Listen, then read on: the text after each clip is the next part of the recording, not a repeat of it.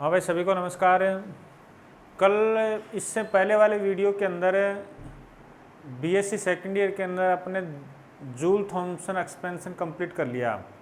हाँ भाई, सबसे पहले तो इससे पहले वाले वीडियो के अंदर पार्ट नंबर 3 के अंदर मैंने एक गलती कर दी, उसको सुधार करना आप लोग। उसके अंदर मैंने म्यू एच इक्वल टू लिख दिया डी अपॉन डी टी, ये गलत है। इसकी जगह लिखोगे आप mu H equal to D T upon D P और कांस्टेंट कौन है, एच है, that equal to 1 upon C P. ये तो सही है, ये आप सुधार करोगे। बात क्लियर होगी सबके।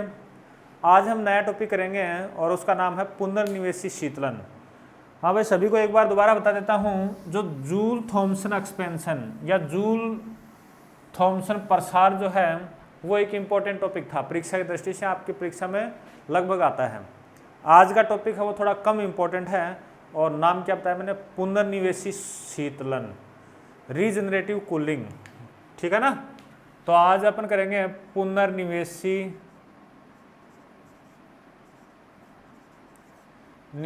शीतलन।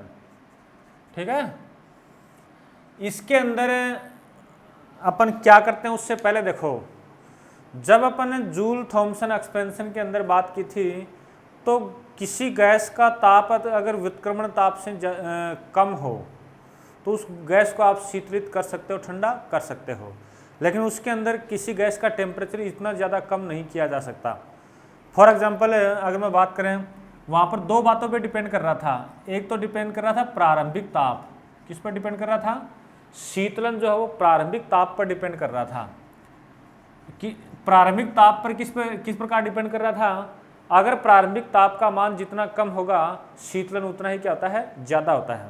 या फिर मैं इस लाइन को ये बोलूँ, अगर प्रारंभिक ताप व्युत्क्रमण ताप से कम होता है तो ही क्या होता है, शीतलन होता है। दूसरा था दाबांतर। दूसरा क्या था, दाबांतर। आपके याद हो, जब पोरस पोर्ट डब्ल्यू में से आपने गुजारा था और इस साइड का, जैसे मान लो P1 बोलूँ और इस साइड का क्या बोलूँ, P2 बोलूँ, इन दोनों के बीच का तापांतर अगर ज़्यादा होता है, ये दाबांतर अगर ज़्यादा होता है तो ताप में परिवर्तन उतना ही ज़्यादा होता है, यानी शीतलन क्या होता है, ज़्यादा होता है। तो शीतलन अधिक होता है, ये बात की थी। लेकिन उस प्रोसेस के अंदर टेम्परेचर आप कम ही प्राप्त कर पाते हो, ये शीतलन कम ही प्राप्त कर पाते हो। फॉर एग्जांपल, अगर इस साइड का टेम्परेचर ले लिया जाए 25 ATM और इस साइड का ले लिया आपने 1 ATM है ही अपना, तो आप गैस को 6 केल्विन ठंडा कर पाते हो। 6 केल्विन तक नहीं, जैसे मान लो 6 डिग्री सेल्सियस कम हो जाएगा। अगर गैस का टेम्परेचर 20 डिग्री सेल्सियस है तो कम होगी, कितना हो जाएगा, 14 हो जाएगा। सेम ऐसे अगर इस साइड का अगर आप 100 ATM प्रेशर लेते हो और इस साइड का अपना 1 ATM लेते हो तो आपका जो शीतलन है वो -40 हो जाएगा। कितना हो जाएगा, -40। यानी अगर पहले का ताप अगर 20 है, प्रारंभिक ताप गैस का 20 है, तो बाद में -40 होगी, कितना हो जाएगा, आपको -20 प्राप्त हो जाएगा। यानी कहने का अर्थ यह है कि आप ज़्यादा ठंडा नहीं कर पाते हो। तो उसी विधि के अंदर थोड़ा सुधार करके पुनर्निवेशी शीतलन किया जाता है। पुनर्निवेशी शीतलन एक प्रकार से जूल थॉमसन प्रसार का ही एक विस्तृत रूप है। इसका जो डायग्राम आप किस प्रकार से क्या बनाते हैं वो इस प्रकार लेते हैं। उससे पहले देखो छोटी सी बात समझाऊँ मैं आपको।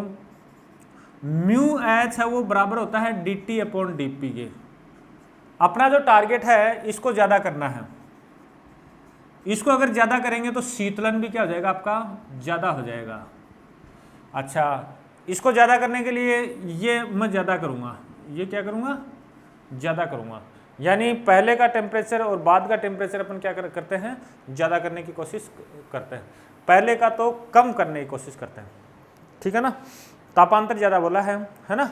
आप देखो बात सुनना, उसके अंदर था क्या, उस थ्रोटलिंग प्रोसेस के अंदर उपरोक्ति प्रक्रम के अंदर क्या क्या था, सेम वही लाइनें लिख रहा हूँ। एक डायग्राम देखना आप ठीक से, अगर आपको ठीक लगे तो। इस प्रकार से ये ट्यूब है, नली ले लेते हैं।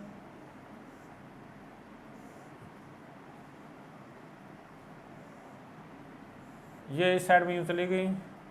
इसको किसी ठंडे पानी के अंदर या किसी दूसरा को ठंडा भाग है, यानी इसको शीतलक बोलते हैं।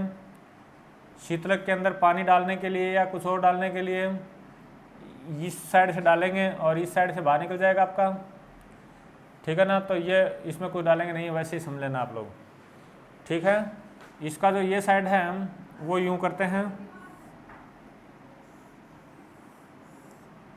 यहाँ पर एक कंप्रेसर लगा देते हैं,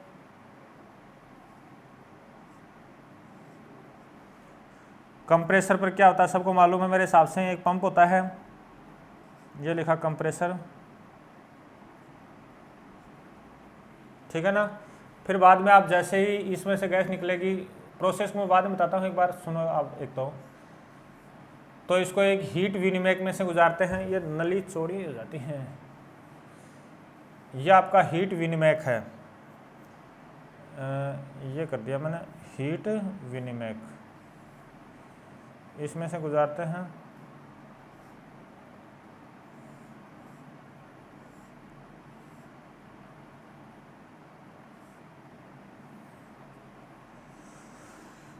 फिर इसके बाद में इसका संबंध एक होता है अपना, या तो यहाँ पर बोल दो नोजल, या फिर आप क्या बोल दो, अपन ने लिखा था डब्लू, डब्लू क्या था अपना, डॉट, सरेंडर डॉट। फिर इसका संबंध देखो किस प्रकार से करते हैं हम,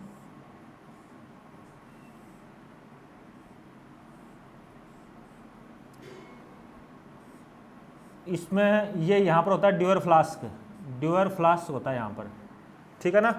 अब देखो इसका थोड़ा संपर्क और करता हूँ, यहाँ से इसका संबंध कर देते हैं इसके साथ, अच्छा इसका नाम क्या होता है, ई फॉर हीट एक्सचेंजर। फिर इसका संबंध किससे कर देते हैं, इससे कर देते हैं। अब आपके समझ में आ जाएगा। देखो जिस किसी गैस का टेम्परेचर आपको कम करना होता है वो इसमें डालो, सी में आपने डाल दिया, यहाँ से शुरू की, यह गैस चलते हुए आपकी यूँ जाएगी और यूँ चलती जाएगी, फिर बाद में ये किसी संपीड़क गैस में से गुजरती है। जब ये संपीड़क गैस में शीतलक गैस में से गुजरती है तो इसका प्रारंभिक ताप है वो क्या हो जाता है, कम हो जाता है। यानी यहाँ ये क्या करता है, प्रारंभिक ताप को कम कर देता है। बात क्लियर होगी सबके। फिर जैसे जैसे इसमें से गुजर के बाहर निकलेगी तो देखो ये इसमें से आएगी, बात क्लियर होगी सबके। फिर देखो होता क्या है, इस नोजल में से या फिर यहाँ पर कि मैंने क्या बताया आपको, सरेंडर डॉट लगा हुआ है, जैसे ही वो गैस सरेंडर डॉट में से या नोजल में से गुजरेगी तो वो गैस इधर आएगी, उसका टेम्परेचर यहाँ पर कम होगा या नहीं होगा, टेम्परेचर क्या होगा उसका, कम होता जाएगा। बात क्लियर होगी सबके, अरे क्लियर होगा ना। अब देखो चूंकि गैस है वो द्रवित नहीं हुई है, फिलहाल में वो गैस की अवस्था में है, हाँ ये जरूर है उसका टेम्परेचर कम हो गया, तो ये गैस वापस यहाँ से यूँ चलेगी, यूँ चलेगी और इसके अंदर आ जाएगी। अब ये जो गैस है यहाँ का टेम्परेचर कम करेगी या नहीं करेगी, पहले की तुलना में टेम्परेचर कम कर देगी। फिर इस गैस को देखो, ये गैस वापस इस साइड से यूँ चलती है, ये संपीड़क में आ गई। अब देखो अगर शुरुआत में ये गैस, एक एग्जांपल के रूप में काम में लेता हूँ, माना कि आपने गैस काम में ली 20 डिग्री सेल्सियस, कितनी काम में ली 20 डिग्री सेल्सियस, और ये इधर से गुजरते हुए और लास्ट में जब यहाँ आई तो सपोज करो इसका टेम्परेचर हो गया 18 डिग्री सेल्सियस, कितना हो गया 18 हो गया। आप ऐसे मान लो 15 मान लो, ये 15 डिग्री सेल्सियस, ये 15 डिग्री सेल्सियस की जब गैस यहाँ जाएगी तो यहाँ का टेम्परेचर भी क्या हो जाएगा, 15 डिग्री सेल्सियस हो जाएगा। पहले 20 डिग्री वाला चल रहा था, यहाँ हो गया, अब यहाँ क्या हो गया 15 डिग्री हो गया। अब यहाँ का टेम्परेचर कितना हो गया 15 हो गया। फिर ये प्रोसेस आपका यूँ चलता रहता है और ये और कम हो जाएगा, यानी ये पुनर्निवेशी, इस गैस के कुछ भाग को दोबारा आपने क्या कर दिया, पुनर्निवेश कर दिया, इसीलिए इसको क्या बोलते हैं, दोबारा निवेश कर दिया, इसीलिए इसको बोलते हैं पुनर्निवेशी शीतलन बोलते हैं। तो ये बात समझ आएगी सबके। एक बार दोबारा रिपीट करूंगा, एक बार सुनो 1 मिनट के लिए। फिर देखो ये प्रोसेस जब बार बार चलता रहता है तो होता क्या है, लास्ट में गैस का कुछ भाग हो सकता है कि दर में बदल जाए, कुछ भाग क्या हो गया आपका द्रव मत गया, उस द्रवित भाग को इस ड्यूअर फ्लास्क में कलेक्ट कर लेते हैं। ये कोई फ्लास्क है, ड्यूअर फ्लास्क है, ये जब पिन निकालेंगे तो ये नीचे चला जाएगा, ये ड्यूअर फ्लास्क में कलेक्ट कर लेते हैं और जो गैसीय भाग है वो वापस इधर यूँ चलता रहता है। तो मेरे हिसाब से विधि आपके समझ आई होगी, और विधि समझाने से पहले आपको ये समझाना चाहिए कि ये काम किया क्यों। इसके आंसर मैंने ये बता रहा हूँ कि जूल थॉमसन एक्सपेंशन के अंदर गैस का टेम्परेचर इतना ज़्यादा कम नहीं कर पाते हैं, तो अपन क्या कर रहे हैं यहाँ पर उस गैस को बार बार रिपीट कर रहे हैं, बार बार निवेशित कर रहे हैं। इसी कारण इसको क्या बोलते हैं, पुनर्निवेशी शीतलन बोलते हैं। बात याद होगी। फिर मैंने ये बोला कि जूल थॉमसन एक्सपेंशन के अंदर किसी गैस के ताप में कमी हो किन दो बातों पर डिपेंड करती है, तो मैंने क्या बोला, एक तो प्रारंभिक ताप पर डिपेंड करती है, एक दाबांतर पर डिपेंड करती है। अगर दाबांतर ज़्यादा तो प्रारंभिक ताप में कमी भी ज़्यादा हो जाएगी, एक एग्जाम्पल काम में लिया था। फिर बाद में ये बोला अगर प्रारंभिक ताप का मान व्युत्क्रमण ताप से अगर कम होता है तो ही जाके क्या होता है, शीतलन होता है। तो इसको एक बार दोबारा रिपीट कर रहा हूँ, ये इतनी रामायण लिख दी, इसको हटा के एक बार दोबारा आओ देखो।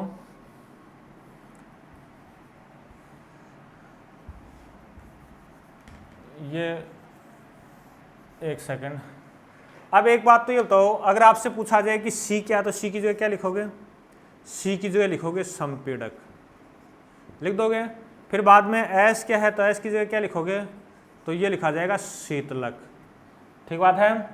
फिर बाद में आपसे पूछा जाए कि ई क्या है, तो ई की जगह लिखोगे आप, या तो लिखोगे विनिमयक, या पूरा नाम लिखो तो ऊष्मा विनिमयक, ऊष्मा विनिमयक, ठीक बात है। और कौन सा रह गया, एन पूछा जाए, मैंने क्या बताया, एन आ सकता है, डब्ल्यू लिख सकते हो वहाँ पर। एन अगर आए तो आप लिखोगे नोजल, अगर डब्ल्यू है तो आप क्या लिखोगे, porous plug, Surender dot, Surender dot लिखोगे। फिर नीचे ड्यूअर फ्लास्क लगा रखा है, तो इस प्रकार से आप लिख सकते हो। अब देखो इस प्रोसेस को एक बार दोबारा समझना, इस विधि को, प्रायोगिक विधि को।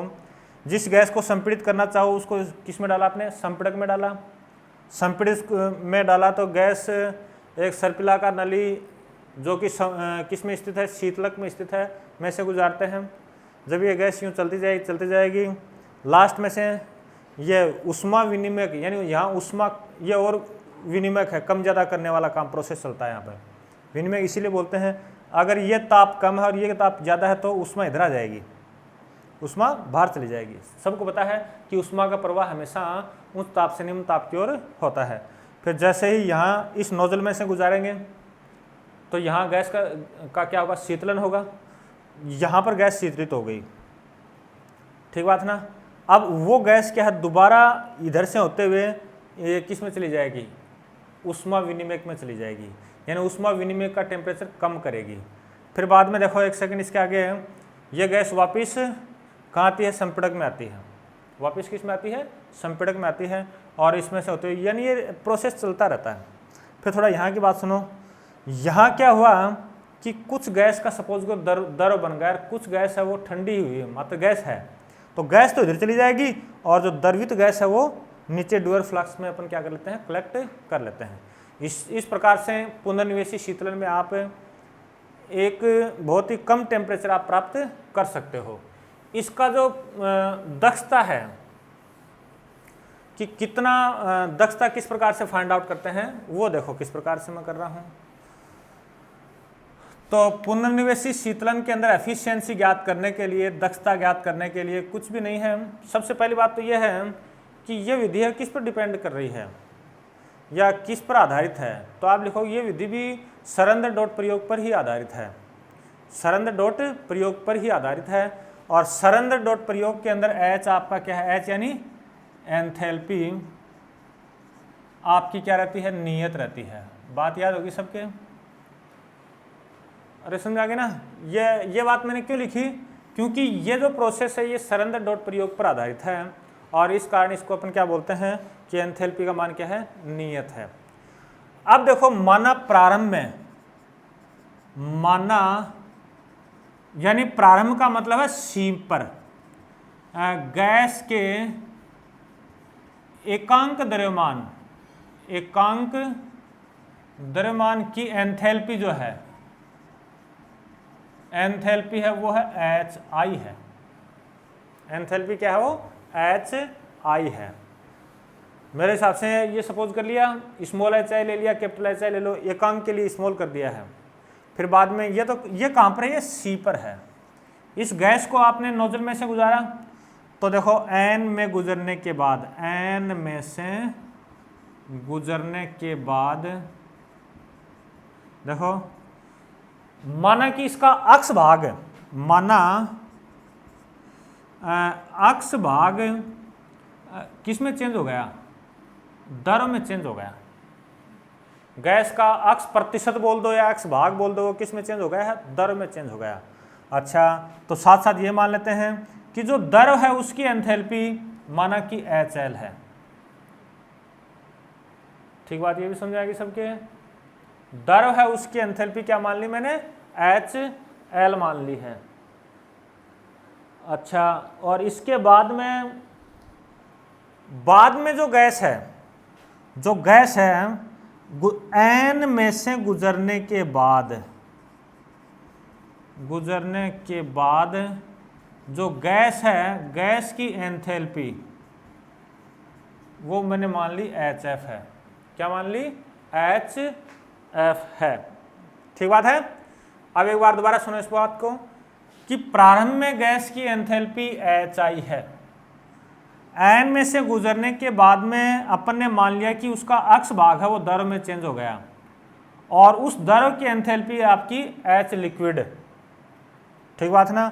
फिर एन में से गुजरने के बाद में यहाँ पर देखो आपको पता है कि गैस भी है और दर भी है, तो जो एन में से गुजरने के बाद में जो गैस है उसकी एंथैल्पी मान ली HFF और फाइनल। ठीक बात है ना, बात याद होगी सबके। अब देखो इसको समझो, आपको पता है कि यहाँ पर एंथैल्पी, इसको मैं चलो यहीं लिख देता हूँ। आपको क्या पता है कि एंथैल्पी है वो नियत है, एंथैल्पी है वो क्या है, नियत है। यानी पहले की एंथैल्पी, एन से गुजरने से पहले की एंथैल्पी बराबर बाद की एंथैल्पी। तो पहले की एंथैल्पी क्या थी, तो आप लिखोगे पहले की एन से गुजरने से पहले HI है।